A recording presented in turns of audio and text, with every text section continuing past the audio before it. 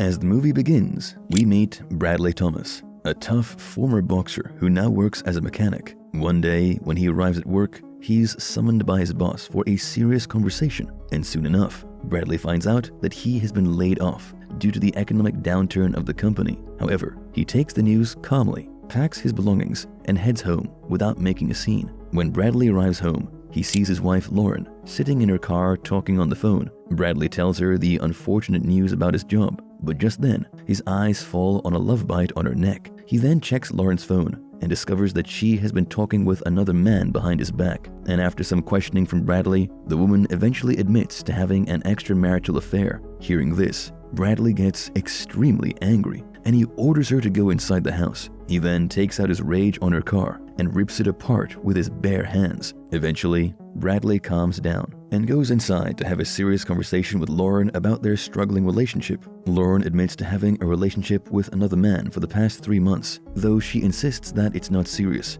She explains that after her miscarriage, she was devastated and felt neglected by Bradley, who was always occupied with work. Bradley sympathizes with her situation and proposes that they start a new life together. He even forgives her and suggests that they try for a new baby. However, since he is unemployed at this time, Bradley wants to work for a drug dealer named Gil, which Lauren sees as a risky idea. But Bradley insists that they need to improve their financial situation before having a baby, and he's tired of living a mediocre life. The scene then shifts to 18 months later, where Bradley is working as a drug courier. He is seen delivering a package to a dealer's apartment before driving home. It looks like Bradley is doing financially well right now and has relocated to a large, expensive home. On the other hand, Lauren is now pregnant, and Bradley is adamant that she does not do any work around the house. Suddenly, he receives an unexpected call from his boss, Gil, asking him to come over immediately. Soon enough, Bradley arrives at his boss's house, where he meets Eliza,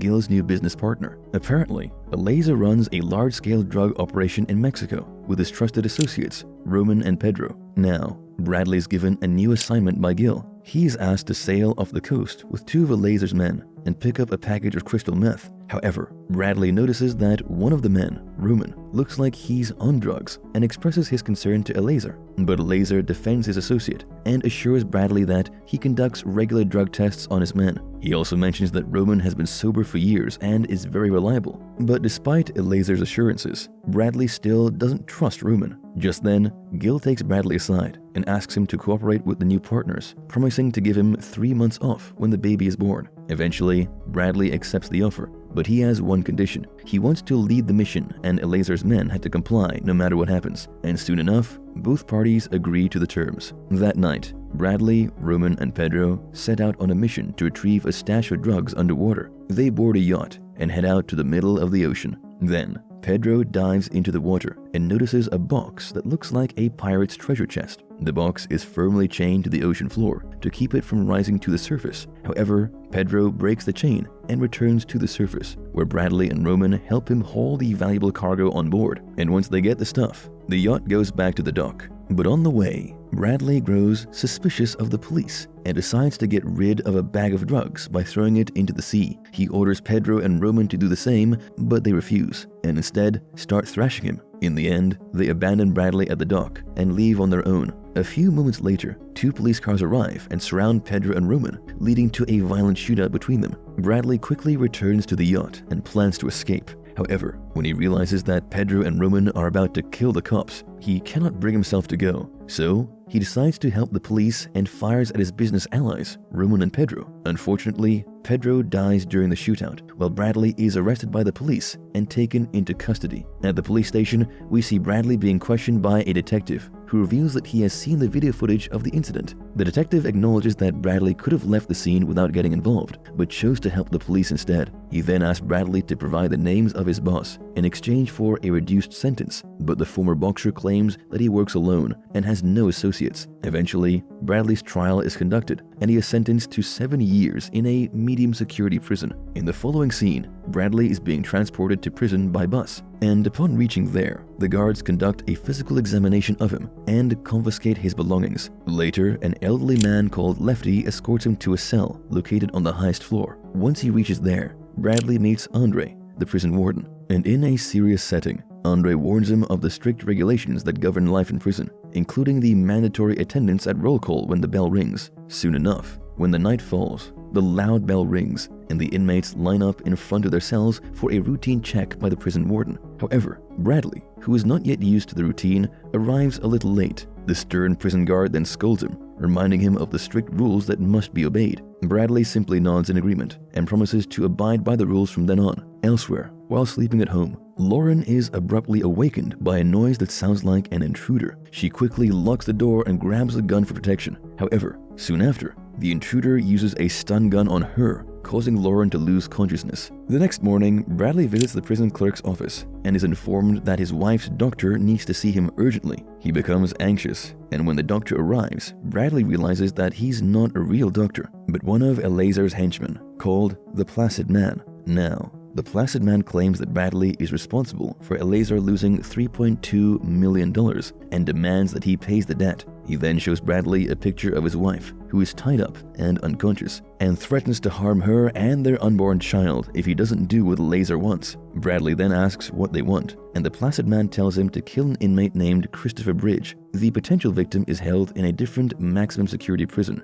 called Redleaf in cell block 99, and with no leverage against the man, Bradley reluctantly agrees to do the job and leaves. On his way back to a cell, Andre asks if everything's okay, but just then, the boxer instinct kicks in, and Bradley starts violently hitting him. Soon, the other guards intervene, but Bradley ends up beating them too. It turns out that he wanted to cause a commotion, so he could be transferred to the Redleaf prison. Shortly after, a prison guard electrocutes Bradley, and after a little discussion, he is transferred to Redleaf prison. When he arrives there, the warden named Tuggs informs him that Redleaf is a maximum security prison with low chances of release. Bradley is then compelled to undress and undergo a physical examination in an open area. After that, he is taken to a cell, which is extremely filthy and disgusting. So, to cope with the unpleasant smell, he is forced to put his shirt over his face. Afterwards, guards come to take Bradley outside for an hour of fresh air. During his time outside, he meets a young inmate named Derek and asks if he knows a prisoner named Christopher Bridge. However, Derek claims not to know anyone by that name. Bradley then inquires about cell number 99, and Derek reveals that only the most dangerous and deranged prisoners such as psychopaths, rapists, and child molesters are held in that cell. To prove his own insanity, Bradley picks fights with several inmates who are exercising and viciously beats them. When the guards intervene, he attacks them too.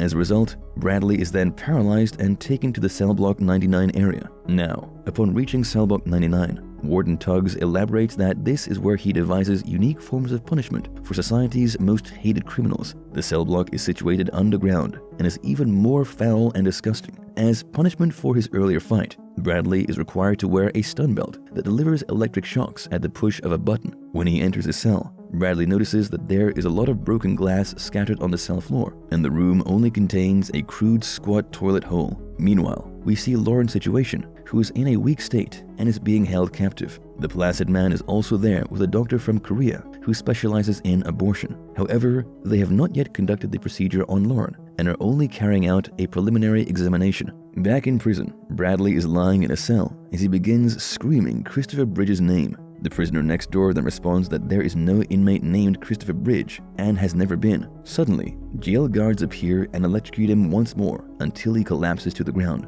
Sometime later, a brutal guard named Wilson arrives and takes Bradley, claiming that he needs to socialize and that his friends want to see him. They then enter a basement where Bradley notices Eleazar, Roman, and two other gangsters. He realizes that there is no such person as Christopher Bridge and that it was just a trick to get him transferred to cell block 99, where Eleazar could torture him. Eleazar is furious with Bradley, and he blames the boxer for losing $3.2 million and ending up in prison. He also reminds Bradley that he killed his sister's husband, Pedro. The gang then tortures Bradley with the electric belt and taunts him by threatening to call the abortionist. He is beaten and shocked so badly that he needs to be dragged back to the cell unconscious. The following day, Wilson returns to take Bradley to meet Eleazar, but Bradley has a plan this time. He removes the lining from his shoes and places it between his body and the stun belt, which prevents him from being electrocuted. He then attacks Wilson to exact vengeance and eventually kills him. After locking the remaining guards inside, he goes to confront Eleazar. Now that there are no authorities around, Bradley engages in a brutal fight and ends up killing all three henchmen of Eleazar. After that, Bradley strangles Eleazar and asks him to call his man to cancel Lauren's abortion. However, Eleazar refuses, so Bradley breaks his leg and tortures him further. Eventually, Eleazar gives up and calls the Placid Man to cancel the mission, and since Bradley has the upper hand this time, it is agreed that Lauren will be delivered safely to Gil's house. Bradley then drags Eleazar into a cell to wait for confirmation of Lauren's safety. Just then, Warden Tuggs and his men show up at cell block 99, but Bradley threatens to kill his 2 hostages if they try to enter. He informs them that he is waiting for a phone call and will surrender peacefully 1 minute after the call ends. Meanwhile, the Placid Man and the abortionist obey Eleazar's orders and take Lauren to Gil's house unharmed. While driving away, Gil retrieves a hidden assault rifle and kills the Placid Man, while Lauren shoots the abortionist. Gil calls Bradley to let them know that his family is now safe. Finally, Bradley gets to talk to Lauren and apologizes to her for what she has gone through because of him. He then says a few words to his unborn child and breaks down in tears, realizing he will never see his child. After the call ends, Bradley destroys the phone and reminds Warden Tuggs that he still has a minute left. Inside the cell, he approaches Eleazar, who promises to give Lauren money if he spares his life. However, Bradley brutally kills Eleazar by stomping on his neck until it is decapitated and leaving his head in the toilet. Just then, Warden Tuggs and his men arrive and they ask him to surrender. At this point, Bradley places his hand behind his back and turns around, and as his fate has it, Tuggs shoots him twice, once in the chest and once in the head. The movie ends with the 3rd gunshot, and Bradley's body hitting the floor is heard.